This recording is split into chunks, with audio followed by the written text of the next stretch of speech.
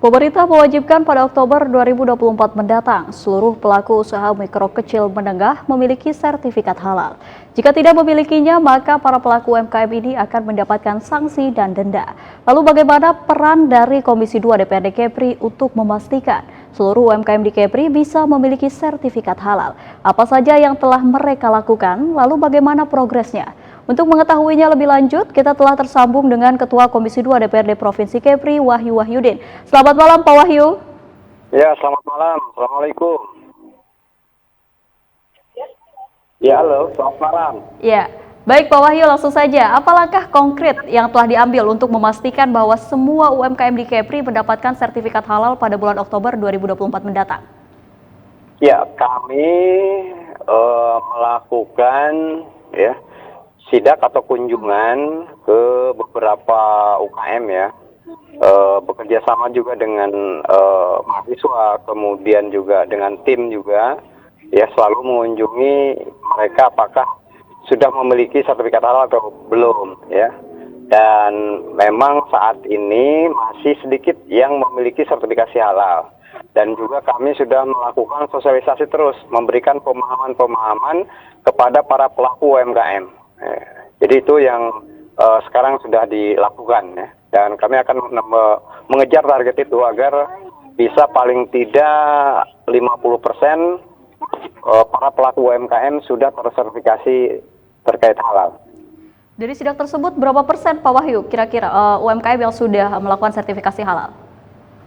Saat ini dari total semua 150.000 para pelaku UMKM, ini masih kurang lebih sekitar 10% yang sudah, Sisanya ini masih belum, Karena memang jangkauan seluruh provinsi Kepri agak sedikit jauh, tapi kami dorong terus karena memang dari pihak Kementerian Agama juga bekerja sama dengan perguruan tinggi, dengan Politeknik, kemudian dengan Ustaz Abdurrahman yang ada di Tanjung Pinang, Dan ini bisa menjangkau kemana-mana. Jadi mahasiswa membantu saat ini, dan kami dorong terus itu.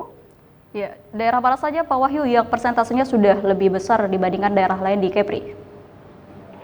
Daerah Batam, karena memang Batam ini cukup majemuk dan pelaku UMKM-nya lebih banyak, dan sekarang di Batam dari 150.000 pelaku UMKM, kurang lebih sekitar hampir 10.000 di Kota Batam sudah tersertifikasi. Tetapi ini juga masih membutuhkan waktu yang cukup panjang tentunya. Dikhawatirkan memang nanti di bulan Oktober ini belum mencapai, kan begitu, secara keseluruhan. Jadi kami ini mungkin akan melakukan beberapa skenario. Jadi minta ditangguhkan kepada pemerintah pusat atau minta disubsidi lagi, seperti itu. Apa saja hambatan utama yang dihadapi dalam proses sertifikasi halal untuk UMKM di Kepri yang disampaikan kepada Bapak atau yang mungkin Bapak dengar langsung dari pelaku UMKM? Ya, saya dengar langsung dari para pelaku UMKM, mereka memang agak mengeluhkan ketidakpahaman terkait dengan pengisian dokumen, kemudian juga untuk makanan yang spesifik, karena daging-daging, kemudian ikan, ini kan agak spesifik nih.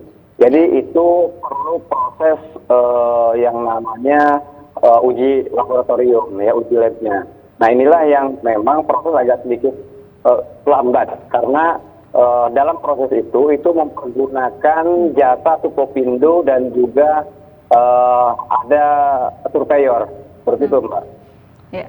Apakah terdapat upaya khusus Pak Wahyu untuk mendukung UMKM yang memiliki kendala dalam memenuhi persyaratan sertifikasi halal? Ya, kami dorong perguruan tinggi yang di Batam itu Politeknik, sudah bekerja sama dengan kementerian, dan mereka memang ada honor juga dari kementerian itu untuk mensosialisasikan dan membantu para pelaku UMKM yang kurang paham. Jadi saya selalu mendorong itu kepada para pelaku UMKM. Kalau pas ketemu mereka ketika kunjungan, maka kami akan langsung memberikan datanya para pelaku UMKM kepada mahasiswa atau perguruan tinggi yang terdekat tentunya.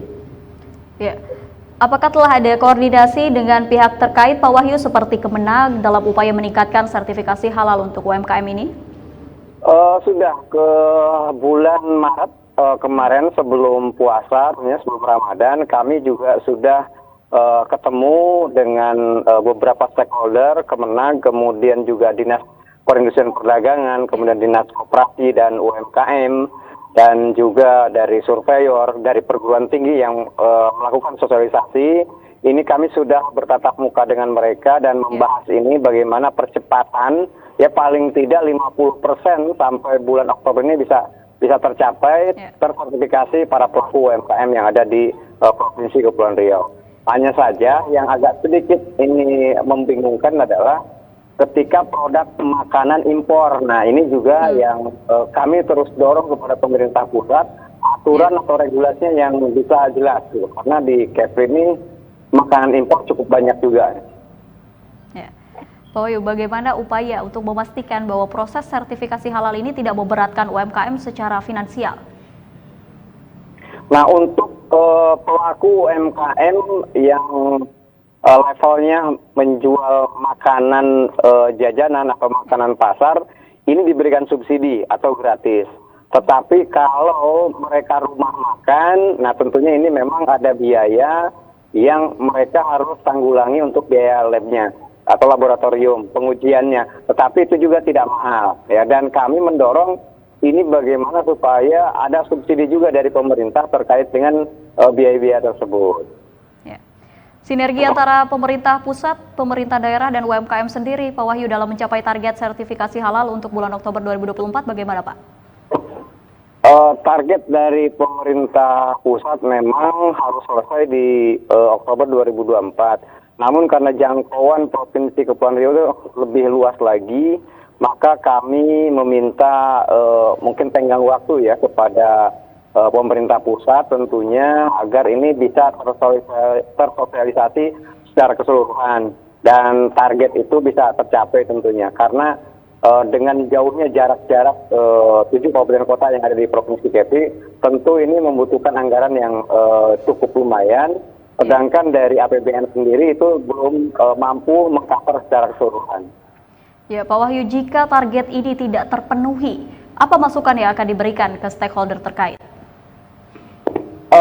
Kami akan memberikan surat permohonan kepada pemerintah pusat melalui pemerintah provinsi tentunya, meminta ini supaya ditangguhkan dulu.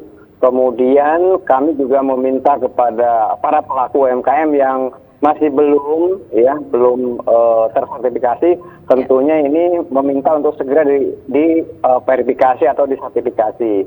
Kalau mereka mempunyai keluhan-keluhan terkait dengan biaya ataupun yang lain-lain, ini bisa didiskusikan. Gitu.